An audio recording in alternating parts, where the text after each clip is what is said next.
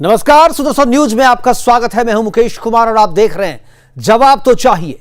जवाब तो चाहिए में आज हम बात करेंगे कर्नाटक में गोधरा दोहराने की चल रही साजिश की।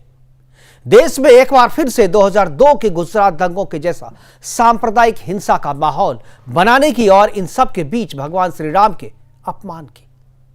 कांग्रेस शासित राज्य कर्नाटक में गोधरा कांड के दोहराए जाने की आशंका कोई और नहीं बल्कि कांग्रेस के ही वरिष्ठ नेता और पूर्व राज्यसभा सांसद बीके हरिप्रसाद ने जताई है। बीके हरिप्रसाद वर्तमान में कर्नाटक में एमएलसी भी हैं और हरिप्रसाद ने गोधरा की पुनरावृत्ति होने की अपनी आशंका जताते हुए अपनी ही सरकार से कर्नाटक से अयोध्या जाने वाले राम भक्तों की सुरक्षा सुनिश्चित करने की मांग की है। उन्होंने कहा है कि सूबे में गोधरा जैसी घटना को दोहराने का प्रयास चल रहा है। जिन्हें 27 फरवरी 2002 के गोधरा कांड के बारे में ज्यादा कुछ पता नहीं, उन्हें याद दिला दूं कि 27 फरवरी 2002 समय सुबह 7:43 अयोध्या से कार सेवकों को लेकर चल रही साबरमती एक्सप्रेस गोधरा स्टेशन के आउटर पर खड़ी थी। साबरमती एक्सप्रेस के S6 बोगी में करीब 100 से ज्यादा लोग ठसाठस बैठे हुए थे, जिसमें महिला, पुरुष और बुजुर्गों के साथ साथ बच्चे भी शामिल थे। बोगी को बाहर से लोहे की रॉड और जंजीरों से लॉक कर दिया गया और खिड़की से पेट्रोल डालकर बोगी में आग लगा दी गई। इस घटना में 59 लोगों की दर्दनाक मौत हो गई और 48 लोग गंभीर रूप से घायल हो गए थे। घटना के बाद प्रतिक्रिया स्वरूप पूरे गुजरात में दंगे हुए थे, जिसमें करीब 1200 से 1500 लोगों की जान गई थी। गोधरा कांड की दुखद याद आज भी हर राम भक्त के दिमाग के कोने में जिंदा है। जिस राम मंदिर के लिए कार सेवकों ने अपने प्राण की आहुति दी, उस राम मंदिर का निर्माण पूरा होने जा रहा है। रामलला के प्राण प्रतिष्ठा की तैयारी जोरों पर है। 22 जनवरी को भव्य आयोजन किया जा रहा है और ऐसे शुभ अवसर पर यदि कोई गोधरा के दोहराने की बात करता है, दंगों की याद दिलाता है, तो फिर मन सिहर जाता है, आत्मा कांप उठती है। लेकिन कांग्रेस को इन सब में शायद ज्यादा मजा आता है। तभी उनके नेता बीके हरिप्रसाद ने इस तरह की आशंका व्यक्त की है। इंडी गठबंधन के नेता बारी बारी से श्री राम को अपमानित करने का अपना कोटा पूरा कर रहे हैं। राम भक्त कार सेवकों को उनके पुराने केस को रीओपन कर उन्हें जेल भेजने और श्री राम का अपमान करने से जब जी नहीं भरा, तो अब कांग्रेस गोधरा को दोहराने की बात करने लगी है। आज अपने प्रोग्राम में हम चर्चा करेंगे और जानने की कोशिश करेंगे कि कौन रच रहा है कर्नाटक में गोधरा को दोहराने की साजिश। क्या कांग्रेस कर्नाटक में गोधरा कांड को दोहराना चाहती है? क्या कर्नाटक से अयोध्या जाने वाले राम भक्तों की सुरक्षा प्रदान करेगी कर्नाटक सरकार या कर्नाटक की सिद्धारमैया सरकार? क्या सुरक्षित नहीं है गैर बीजेपी शासित राज्यों में रामलला के दर्शन करने के लिए अयोध्या जाने वाले राम भक्त? करेंगे चर्चा और चर्चा के लिए हमारे साथ कुछ मेहमान होंगे, उनसे परिचय करवाएंगे। लेकिन पहले एक छोटी सी रिपोर्ट और उन प्रतिक्रियाओं को देखते हैं जो उन्होंने दी है। बीके हरिप्रसाद ने क्या कहा वो भी आपको सुनाते हैं। उसके बाद मेहमानों से परिचय करवाएंगे और फिर चर्चा की शुरुआत करेंगे।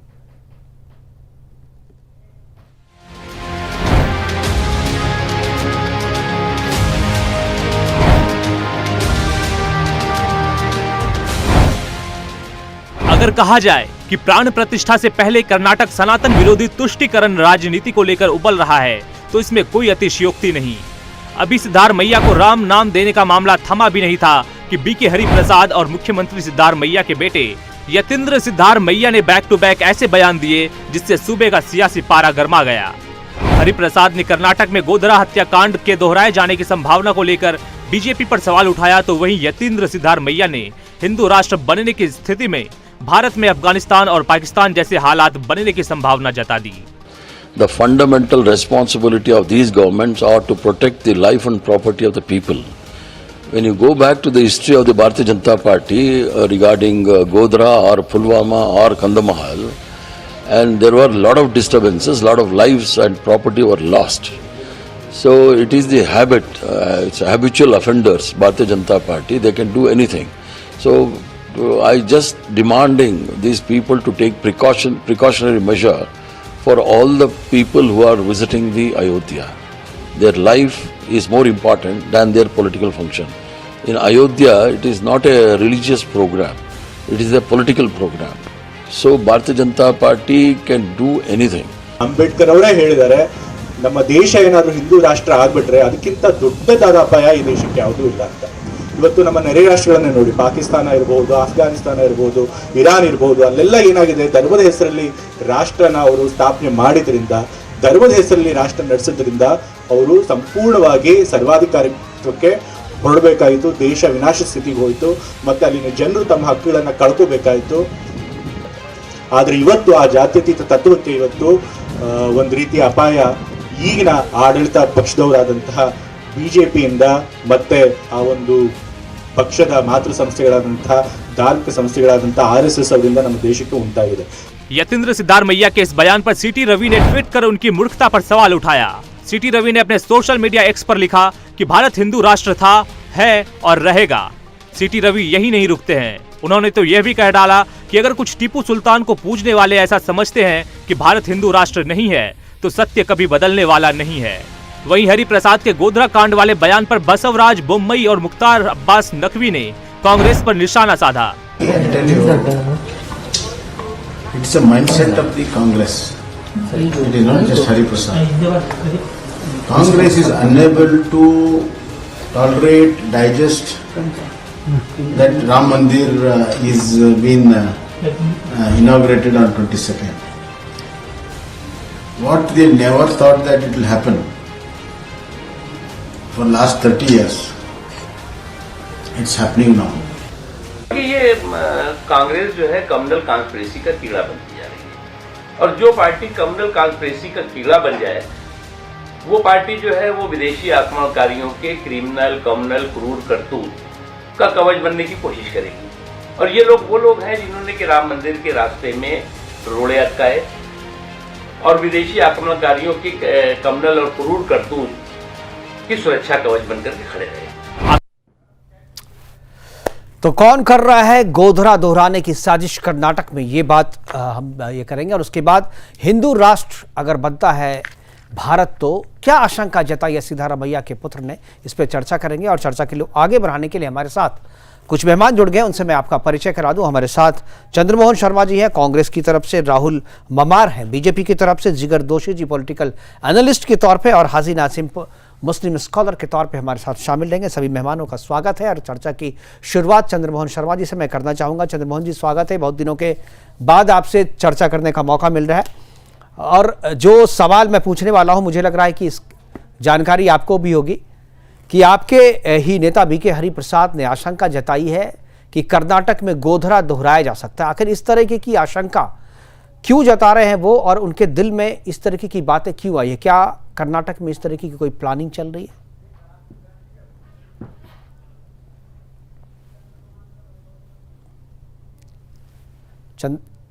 चंद्रमोहन शर्मा जी से शायद अभी संपर्क नहीं हो पा रहा है, मैं अभी उनसे बात करूंगा। जिगर दोषी हमारे साथ जुड़ गए हैं। जिगर दोषी काफ़ी दिनों के बाद, पहले केवल चुनाव में चुनाव की चर्चा और रिजल्ट पे ही केवल आपसे बात होती थी जिगर भाई।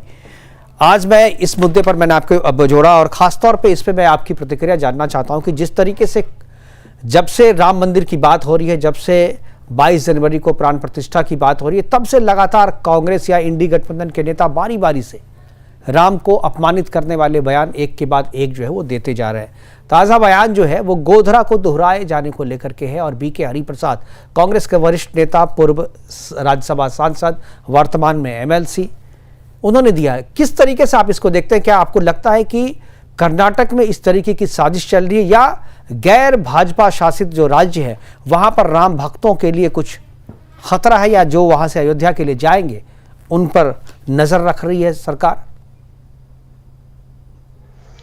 बिल्कुल, बहुत बहुत धन्यवाद। काफी समय बाद आपके साथ बात हो रही है और आपके शो में आपने मुझे इसके लिए जहां तक जो ये मुद्दे की बात है, मेरे ख्याल से जो स्टेटमेंट आया वो बिल्कुल दुर्भाग्यपूर्ण है, मैं ऐसा कहूंगा। इतने बड़े भव्य मंदिर उत्सव की जो तैयारी हो रही है उसमें मैं ये मानकर चलता हूं कि सभी के सभी 140 करोड़ लोगों को पक्ष विपक्ष भूलकर भी इसमें सम्मिलित होना चाहिए, चाहे बीजेपी हो, कांग्रेस हो, आम आदमी पार्टी हो, शिवसेना या कोई भी पार्टी हो। मुझे लगता है कि एक देश की जो परंपरा है, हमारी जो आस्था है, उसका एक स्वरूप है भगवान राम का इतना बड़ा मंदिर 500 वर्षों के बाद उसी स्थल पर बनना। तो मैं ये समझ के चल रहा हूं कि अगर ऐसे कोई स्टेटमेंट जैसे सिद्धारमैया जी के जो बेटे हैं उन्होंने दी है, तो बहुत दुर्भाग्यपूर्ण है। और बिल्कुल सारे जो भी कार सेवक या जो भी अयोध्या जाने वाले जो लोग हैं उनकी सुरक्षा की जिम्मेदारी राज्य सरकार को भी करनी चाहिए और केंद्र सरकार को भी उस पर बिल्कुल कड़ी नजर रखनी चाहिए, क्योंकि अगर आज ऐसा एक स्टेटमेंट आया है, कल उठ के भगवान ना करे कुछ हुआ तो उसकी जिम्मेदारी कौन लेगा। तो ये बहुत ही गंभीर विषय है, इसके ऊपर बिल्कुल सभी को ध्यान रखना चाहिए, पहली बात। दूसरी बात, मैं ये भी मानता हूं कि उनके वक्तव्य में मैंने एक बात सुनी कि अगर देश हिंदू राष्ट्र बन गया तो बैंक करप्सी हो जाएगी और बैंक करप्ट होकर हम दिवालिया हो जाएंगे। तो ये लोग जब ये ऐसी बातें करते हैं या मंच पर से बोलते हैं, तब मुझे ये समझ नहीं आता कि जब ऐसा डेटा कोई आता है जहां पर भुखमरी की हालत का जो भी डेटा आता है उसमें भारत को श्रीलंका से पीछे दिखाया जाता है, जबकि श्रीलंका बैंक करप्ट हो चुका है, तो क्या ऐसे डेटा वो चेक करते हैं? किस बिना पर ऐसे डेटा बनते हैं और उस डेटा की क्या सातत्यता होती है वो चेक किए बिना जब वो स्टेटमेंट देते हैं, तो ये बैंकरप्सी वाला जो स्टेटमेंट है वो बिल्कुल उलट पड़ जाता है। या तो अगर जो श्रीलंका बैंक करप्ट हो चुका है तो वो हमारे से आगे नहीं होना चाहिए, भुखमरी के आंकड़े में वो पीछे होना चाहिए, लेकिन वो आगे है। और अगर वो बैंक करप्ट नहीं हुआ है तो हम बिल्कुल आगे ही चल रहे हैं। भारत देश का विकास हर जगह पूरी दुनिया में आज की तारीख में पूरी दुनिया देख रही है। तो मुझे लगता है कि इस तरीके के बयान जो है वो पूरा जो विपक्ष के गठबंधन के अलग अलग नेता पिछले कुछ दिनों से दे रहे हैं, मैं बिल्कुल बहुत ही भली भांति उस चीज को देख रहा हूं, समझ रहा हूं, पर ये सारे के सारे बयान केवल और केवल एक ही तरफ का इशारा करते हैं कि उन्हें शायद ये चीज उनको हजम नहीं हो रही है या समझ में नहीं आ रही है कि ये कैसे हो गया। उन्हें शायद ये आइडिया नहीं होगा। जब 2010 में 11 में भी जो कोर्ट केस वगैरह चले थे राम सेतु के ऊपर और बहुत सारी और भी सारी बातें लीगल मैटर्स वगैरह हुए थे, तब मुझे लगता है कि ये शायद उनको ये समझ नहीं आ रहा होगा कि ये इतनी बड़ी चीज कैसे हो गई। और जब धर्म की बात है, आस्था की बात है, पूरा देश जुड़ने को तैयार है, तो उसमें उनको पॉलिटिकल चीज कैसे दिखती है, ये भी एक बहुत बड़ी आश्चर्य की बात है, क्योंकि ये सारे देशवासियों की धर्म की बात है और सभी देशवासियों की आस्था की बात है। और सबसे बड़ी बात यह कि इसमें किसी भी दूसरे धर्म की या दूसरे मजहब की कहीं कोई आलोचना भी कोई नहीं कर रहा। बीजेपी की तरफ से कोई नेगेटिव स्टेटमेंट आज तक मैंने ना सुना है ना कहीं देखा है कि अगर हमारा धर्म आगे चला गया तो दूसरा धर्म पीछे हो जाएगा। ऐसा भी कहीं कोई नेगेटिव तुलनात्मक कोई सिचुएशन, कोई स्टेटमेंट कहीं किसी नेता की तरफ से नहीं आया। तो केवल विपक्ष गठबंधन के लोग हैं या इस तरीके से कांग्रेस शासित जो सरकार है उनके लोग हैं, वो क्यों ऐसी ओछी और छोटी मानसिकता रख के ऐसे बयान दे रहे हैं। वो बिल्कुल जिगर हमारे साथ चंद्रमोहन शर्मा से अभी बात करेंगे, लेकिन हाजी नाजिम हमारे साथ जुड़ गए। हाजी नाजिम, क्या आवाज मिल रही है आपको? हाँ, सुन पा रहा हूँ मुकेश जी मैं आपके। हाजी नाजिम, क्या आपकी क्या प्रतिक्रिया है इस पे, जिस तरीके से कांग्रेस के नेता कह रहे हैं कि कर्नाटक में गोधरा दोहराए जाने की आशंका व्यक्त कर रहे हैं और कह रहे हैं कि जो लोग अयोध्या जाएंगे कर्नाटक से उनकी सुरक्षा जो है सरकार सुनिश्चित करे, किस तरीके से देखते हैं इसको? मुकेश जी देखिए, जो आपने सवाल करा उसका जवाब तो कांग्रेस के नेता देंगे, लेकिन मैं ये कहता हूं कि हमारे भारत सरकार की जो सुरक्षा है वो ऐसे हाथों में है तो देश में ऐसा कोई माहौल नहीं बन सकता। जबकि कहते हैं कि मोदी जी हैं तो सब कुछ मुमकिन है, देश के सुरक्षित हाथों में है। तो फिर जब देश सुरक्षित हाथों में है तो फिर इस तरीके की बात जो आ रही है निकल कर कहीं ना कहीं ऐसा माहौल पैदा करने की कोशिश करी जा रही है ताकि देश के अंदर एक ऐसा माहौल पैदा हो कि एक कम्युनिटी को टारगेट करा जाए। तो मैं ये कहना चाहता हूं तो आपके चैनल के माध्यम से कि देश के अंदर अमन में सुकून बना रहे, भारत की सरकार को आगे आना चाहिए और जो हमारे भाई जो आ रहे हैं राम मंदिर के लिए, अगर उनकी ट्रेनें जा रही है तो उनको सुरक्षा मुहैया कराई जाए, देश के अंदर ऐसा कोई नफरत का माहौल पैदा ना हो ताकि देश के अंदर हिंदू मुस्लिम भाई आपस में एक ऐसे विवाद में फंस जाए जिससे देश को बहुत बड़ा नुकसान हो जाए। तो मुकेश जी मैं ये कहना चाहता हूं, मुस्लिम समाज हमेशा अपने हिंदू भाइयों की आस्था का ध्यान रखता है और हिंदू समाज के साथ मुस्लिम समाज इस तरीके से चलता है कि ये गंगा जमनी तहजीब है। ठीक है, मैं समझ गया। हमारे साथ चंद्रमोहन शर्मा जी जुड़ गए। चंद्रमोहन शर्मा जी, आवाज मिल रही है आपको? जी चंद्रमोहन जी, ये जो स्टेटमेंट बीके हरिप्रसाद का आपने भी सुना होगा, देखा होगा, क्या आपको लगता है कि इस तरीके का माहौल सही में कर्नाटक में है? क्या कर्नाटक की सरकार जो है अयोध्या जाने वाले राम भक्तों की सुरक्षा के लिए ध्यान देना चाहिए या कंसर्न है उनकी सिक्योरिटी? क्या वहां पर सरकार के लिए कोई कंसर्न है? और क्या गोधरा दोहराई जाने की आशंका क्यों व्यक्त की है? आप क्या देखते हैं, किस तरीके से बयान को देखते हैं? देखिए, बिल्कुल नहीं, कर्नाटक की सरकार पूरी तरह से एहतियात है और इन सब चीजों से परे भी है और बिल्कुल अच्छे वातावरण के अंदर जो हो रहा है उसके लिए पूरी तरह से सरकार का सहयोग भी करेगी। इस तरह की जो इंफॉर्मेशन या जो भी कोई बात है वो इससे कही जाती है कि एक किसी चीज के लिए पहले सावधान रहना बहुत जरूरी था कि किसी भी तरह से आपस के अमन और भाईचारे को कोई भी खतरा ना हो। तो किसी भी तरह की इस स्टेटमेंट को बड़ा भी नहीं करना चाहिए, क्योंकि आज जिस मोड़ पे हम सब खड़े हैं वो सबसे बड़ा भाईचारा और सद्भावना और देश की एकता, उसी के ऊपर खड़े हैं। तो उसी को बनाना सबका दायित्व भी है और उसी से रिलेटेड कर्नाटक सरकार काम भी करती है। नहीं, कर्नाटका सरकार, लेकिन कर्नाटका सरकार के मंत्री आपके वरिष्ठ सदस्य रह चुके हैं, अभी भी वो एमएलसी हैं आपकी पार्टी के, राज्यसभा के सांसद रह चुके हैं। तो ऐसे नेता अगर इस तरीके का बयान देते हैं तो कुछ तो बात होगी ना। आखिर क्यों कर्नाटक में इस तरीके के माहौल पैदा किया जा रहा है? जो 30 साल पुराने केस है उसको रीओपन करके राम भक्तों को जो कार सेवा में गए थे उनको जेल भेजा जा रहा है। फिर उसके बाद आप कह रहे हैं कि जो लोग अयोध्या जाएंगे उनकी सुरक्षा होनी चाहिए। मतलब क्या जो राम भक्ति या राम का नाम लेना कर्नाटक में मना है? क्या अपराध है कोई? देखिए, कानून के दायरे के अंदर अगर कानून कोई काम कर रहा है, उसी की परिभाषित के ऊपर भाजपा के नेता प्रवक्ता कानून की दुहाई देते हैं।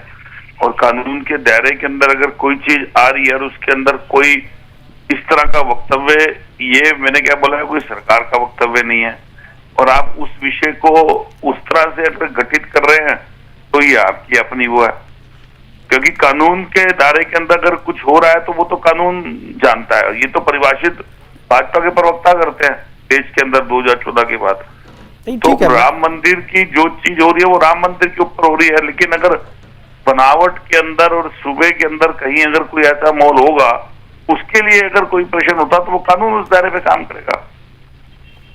नहीं, लेकिन जो माहौल की बात की जा रही है उससे तो पूरे समाज को खतरा है ना। केवल कांग्रेस या सरकार अगर नहीं बोलेगी तो इससे काम थोड़ी चलेगा। राहुल ममार हमारे साथ जुड़ गए। बोलने में तो बोलेंगे और क्या बोले। चलिए ठीक है, मैं एक बार बीजेपी की प्रतिक्रिया मैं लेता हूं, उसके बाद मैं फिर वापस आपके पास आऊंगा। राहुल मवार हमारे साथ है बीजेपी की तरफ से। राहुल, क्या आपको लगता है जिस तरीके से बीके हरिप्रसाद ने जो स्टेटमेंट दिया है कि कर्नाटक में गोधरा दोहराने की साजिश हो रही है और दोहराया जा सकता है, आशंका व्यक्त की है इस तरीके से, क्यों बीके हरिप्रसाद को इस तरीके की बातें करनी पड़ी और क्यों उनको लगता है कि अयोध्या जाने वाले, कर्नाटक से जो लोग अयोध्या जाएंगे उनकी सुरक्षा जो है सरकार को करनी चाहिए? क्यों वो सुरक्षित महसूस नहीं कर रहे? क्यों ऐसा बयान दे रहे हैं राम सेवकों के प्रति?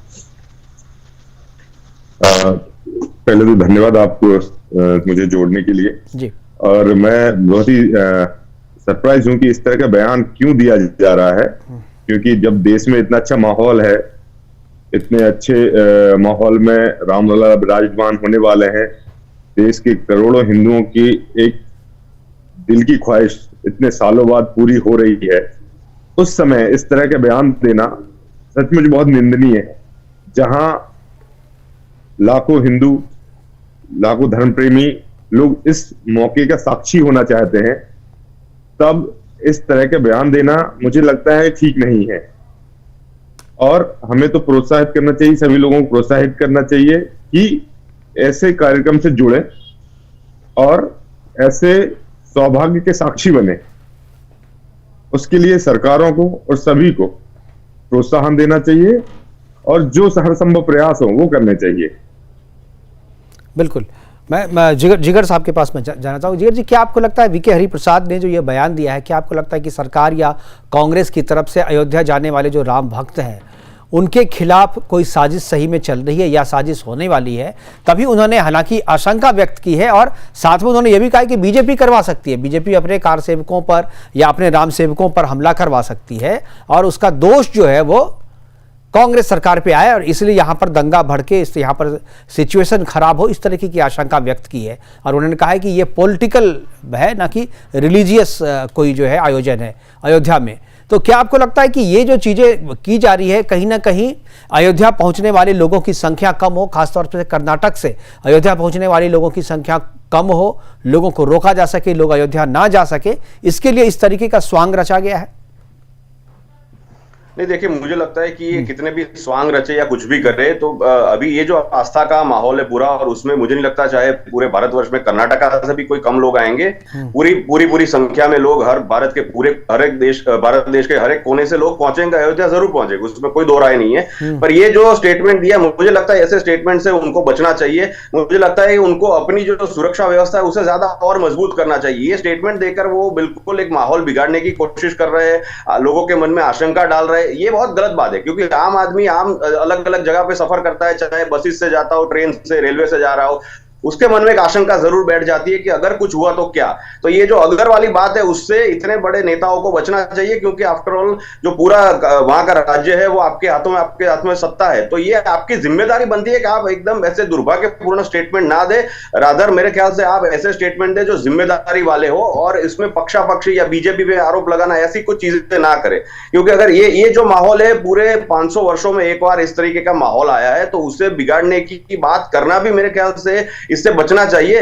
ये बात ये भी दुर्भाग्यपूर्ण मुझे एक और चीज ये लग रही है कि आप देखिए विपक्ष के गठबंधन के कितने नेताओं के बयान अलग अलग हमने पिछले दिनों में सुने। चाहे कल हमने एनसीपी नेता का बयान सुना जो राम भगवान के लिए मांस खाते पता नहीं क्या क्या बोल गए, उसके पहले ये डीएमके के एक नेता गौमूत्र के बारे में क्या बोल रहे थे, उसके पहले कुछ और नेता बोल रहे थे। अखिलेश जी की पार्टी के नेता तो हमेशा क्या बोलते हम सब जानते हैं।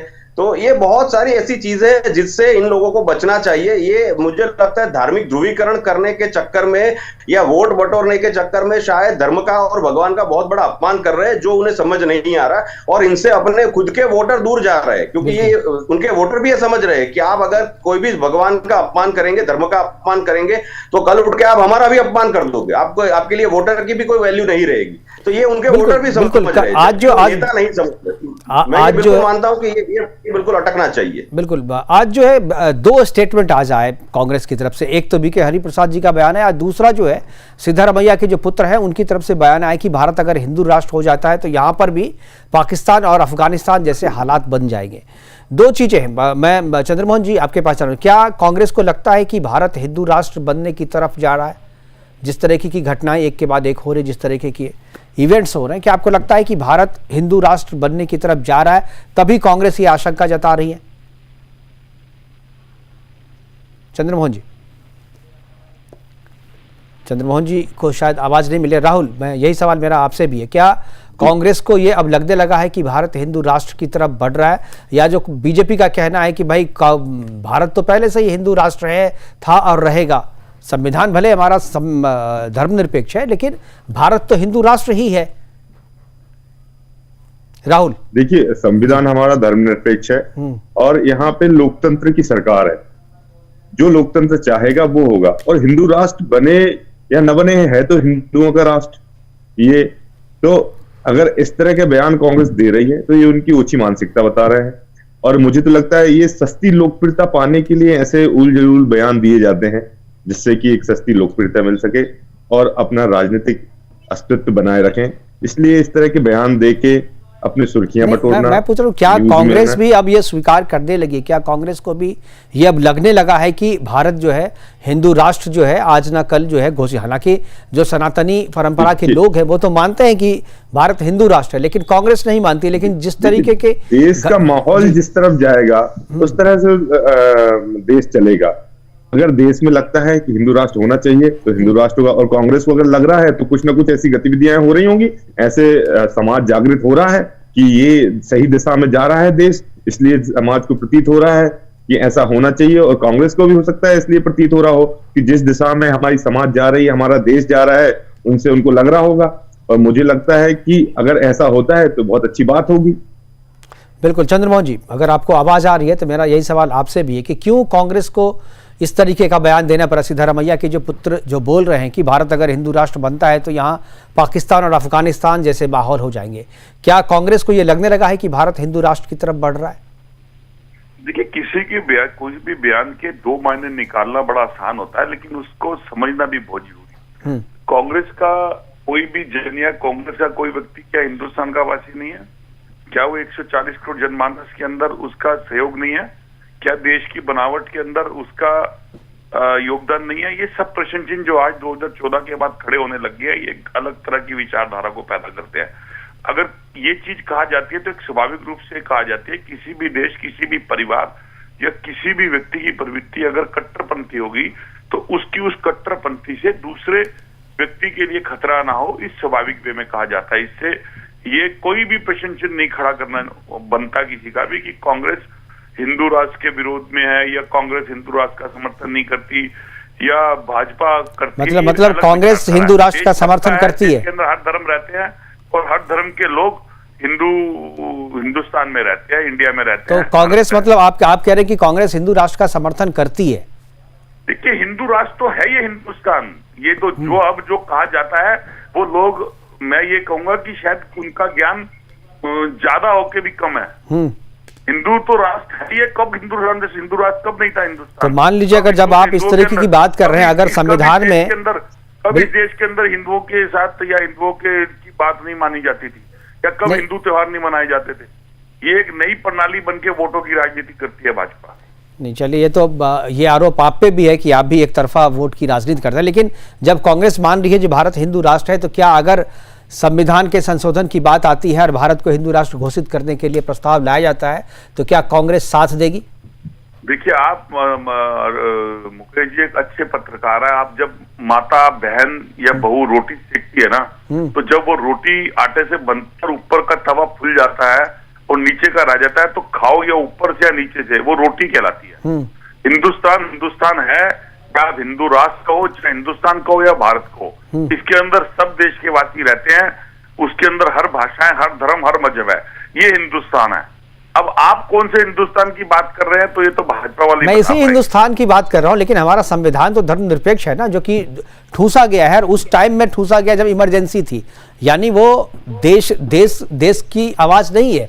जो देश में जो संविधान में जो धर्मनिरपेक्ष शब्द ठूसा गया है, वो इमरजेंसी के दौरान ठूसा गया है।